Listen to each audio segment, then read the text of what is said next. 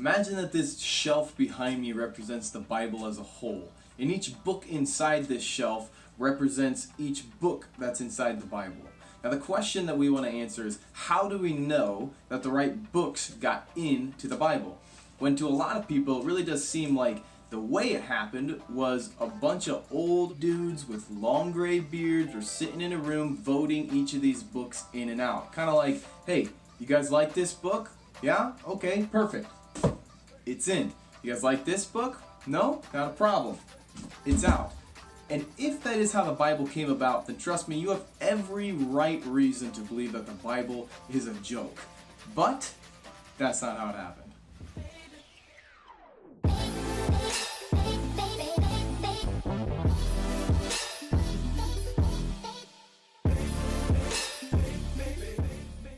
The topic of the canons is a theological topic that starts with the presupposition that God exists in order for it to even be possible that there are authoritative books that are literally the Word of God. And it's not as if these men decided themselves what was authoritative and what was not authoritative.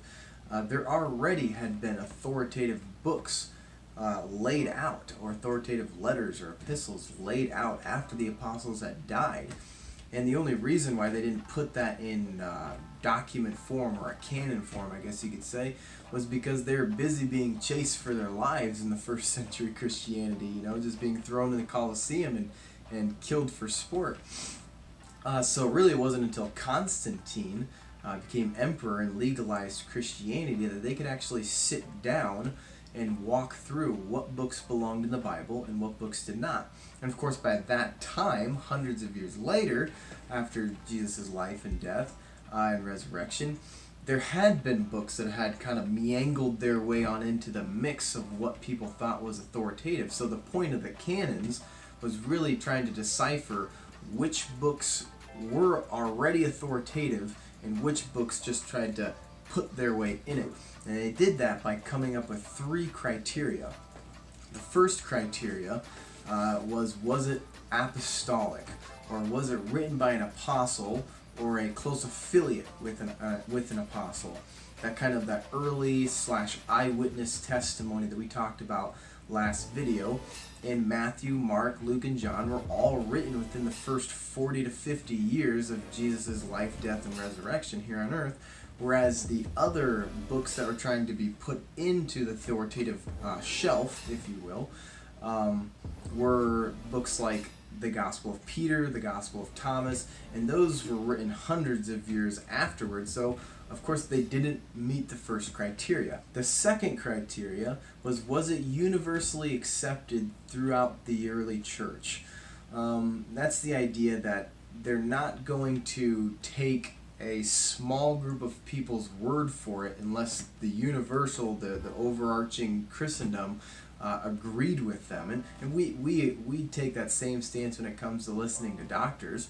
If 99 doctors out of 100 tell you that the best way to not get sick before you eat is to wash your hands, well, you're probably going to believe them over that 1 out of 100 doctor that says, well, I don't know, I mean, it could be. No, you're going to believe it. And the same was true for the candidacy.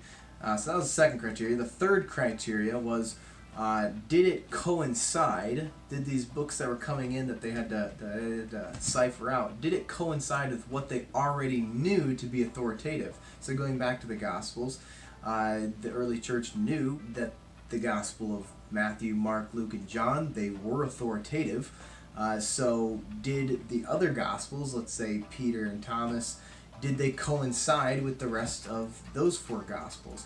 And when you just do a cursory reading of these Gospels, they in no way coincide. It's comical to even read them.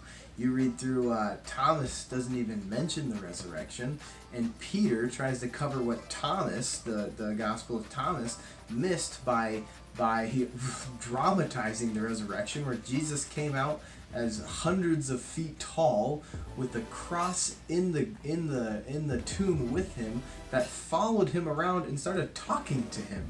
I mean, you read it and you're like, what is going on here? Next week we are going to be answering my old friend Michael's question about why we should believe the Christian God over, say the Muslim God or the Hindu gods.